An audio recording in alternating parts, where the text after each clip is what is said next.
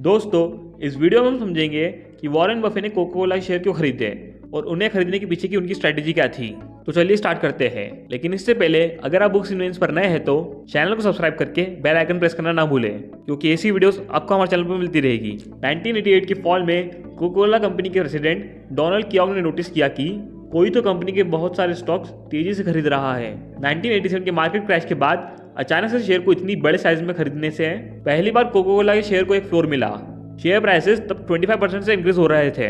जब डोनाल्ड को पता चला कि कोई इंसान मिडवेस्ट से इन शेयर को खरीद रहा है तो उन्हें तुरंत अपने दोस्त जो ओहामा शहर में रहता था उनका ख्याल आया और उन्होंने वॉरेन को फोन लगा के पूछा कि क्या तुम कोका कोला के शेयर खरीद रहे हो। इसके जवाब में वॉरेन ने कहा कि हाँ, मैं ही खरीद रहा हूँ, लेकिन तुम किसी को ये बात बताना मत। अगर ये बात मार्केट में फैल गई कि वॉरेन कोका कोला के शेयर खरीद रहा है तो जल्दी से शेयर के प्राइस बढ़ जाएंगे और फिर कोका कोला के शेयर को बर्कशायर के पोर्टफोलियो में ऐड करना बहुत मुश्किल हो जाएगा।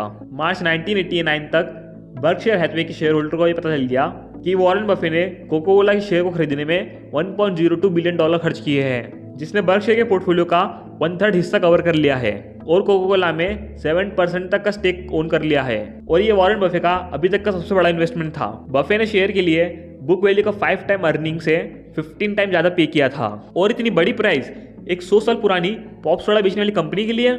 आखिर वॉरेन ने ऐसा क्या देखा था जो बाकी लोगों को नजर नहीं आया? इस सवाल का जवाब पाने के लिए हमें टाइम में थोड़ा पीछे आना पड़ेगा। वॉरेन बचपन में भी कोका कोला की 6 बॉटल 25 सेंट में खरीद के उन्हें 30 सेंट के प्रॉफिट में बेचते थे। उन्होंने इस कंपनी की 50 साल की फिनोमिनल ग्रोथ को देखा था, लेकिन फिर भी टेक्सटाइल मिल, डिपार्टमेंट स्टोर और फार्मिंग इक्विपमेंट में इन्वेस्ट करते रहे। हालांकि जब बफे ने 1986 की बोर्ड मीटिंग में अनाउंस किया कि चेरी कोक बर्कशायर हैथवे की ऑफिशियल ड्रिंक होगी, तब भी उन्होंने कोका कोला का एक भी शेयर नहीं खरीदा था।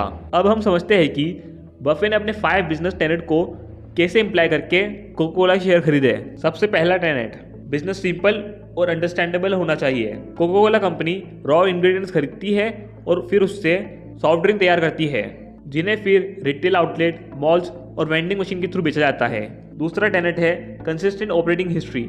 कोका कोला का बिजनेस 1886 में शुरू हुआ था और कोका कोला पिछले 130 साल से एक ही ड्रिंक को बेच रही है और उसकी कुछ और डेराइव प्रोडक्ट से भी अगर कंपनी में कुछ डिफरेंस आया तो वो है उसकी ज्योग्राफिकल रीच और कंपनी के साइज में। बफे कहते हैं कोका कोला जैसी किसी कंपनी की तुलना किसी और कंपनी से करना बहुत मुश्किल है।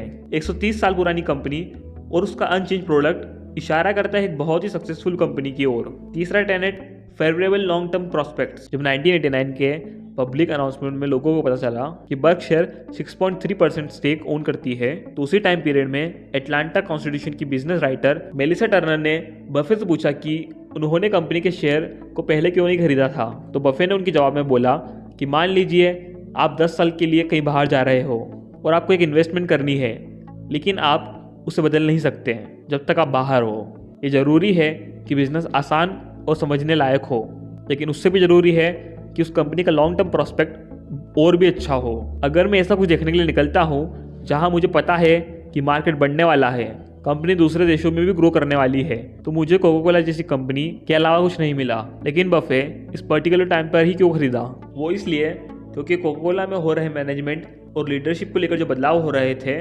उन्होंने बफे को अट्रैक्ट किया। फोर्थ टेनेट है हाई प्रॉफिट मार्जिन। 1980 में कंपनी का प्रीटेक्स मार्जिन 12.9% से नीचे था और मार्जिन पिछले 5 सालों से गिर रहा था, जो कि 1983 में कंपनी का 18% मार्जिन से बहुत कम था। लेकिन कंपनी के सीईओ रॉबर्टो गोजित्वा के आने के पहले साल में ही कंपनी का मार्जिन 13.7 से बढ़ गया और 1988 में 19% के मार्जिन पर पहुंच गया था। फिफ्थ टेनेट है रिटर्न ऑन इक्विटी। कंपनी ने 1970 में 0% का प्रॉफिट मार्जिन कमाया, जिससे कंपनी के सीईओ खुश नहीं थे, उन्हें और प्रॉफिट चाहिए था और 1988 तक कंपनी की रिटर्न ऑन इक्विटी 31% तक बढ़ गई। अब कोका कोला 2 गुना तेजी से बढ़ रही थी और 3 गुना ज्यादा प्रॉफिट कमा रही थी और उसका रिजल्ट कंपनी के मार्केट वैल्यू में भी देखी जा रही थी। 1980 में कंपनी की वैल्यू $1.4 बिलियन थी और 1987 में मार्केट क्रैश के बावजूद कंपनी की वैल्यू $14.1 बिलियन तक पहुंच गई थी। कोका कोला ने अपने हर एक डॉलर पर $4.66 रिटेन किए थे। तो दोस्तों, ये थी कहानी वॉरेन बफे की इन्वेस्टिंग स्ट्रेटेजी कोका कोला के लिए। तो इसी के साथ आज की वीडियो में यही एंड करते हैं। आई होप आपको इससे कुछ नया सीखने को मिला होगा। अगर आपको वीडियो पसंद आई तो इसे लाइक करना ना भूलें और इसी वीडियो देखने के लिए हमारे चैनल को सब्सक्राइब करें। और कमेंट करके हमें बताएं कि आप नेक्स्ट किस बुक की समरी देखना पसंद करोगे। तब तक के लिए धन्यवाद।